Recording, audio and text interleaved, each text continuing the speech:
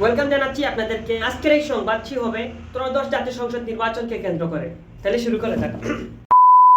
এতক্ষণ শুনছিলেন সংবাদ শিরোনাম, এবারে বিস্তারিত। এতদিনের অপেক্ষার পর আজকেই বাংলাদেশের 12ই ফেব্রুয়ারি ভোট অনুষ্ঠিত হতে যাচ্ছে। সকাল 7 ঘটিকা থেকে বিকেল 4 ঘটিকা পর্যন্ত ভোট গ্রহণ করা হবে।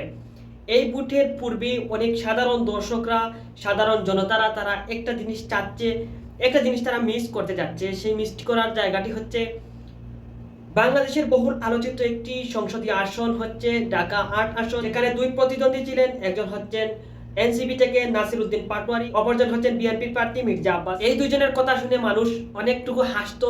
অনেক মানুষের কাছে আমাদের সংবাদকর্মীরা গিয়েছিলেন, আমাদের সংবাদকর্মীরা এই নিউজটি তাদের কাছ থেকে পেয়েছে। আফসোসের জায়গা থেকে তারা অনেকেই বলছেন আমাদের সংবাদকর্মীদেরকে, তারা বলছেন যে কোনোভাবে হোক বাংলাদেশের পার্লামেন্টে দুইজন প্রার্থীকে দিলে অনেকটুকু ভালো হবে এবং বাংলাদেশের সাধারণ নাগরিক যারা রয়েছেন তারা কিন্তু অনেক আনন্দ উপভোগ করতে পারবে।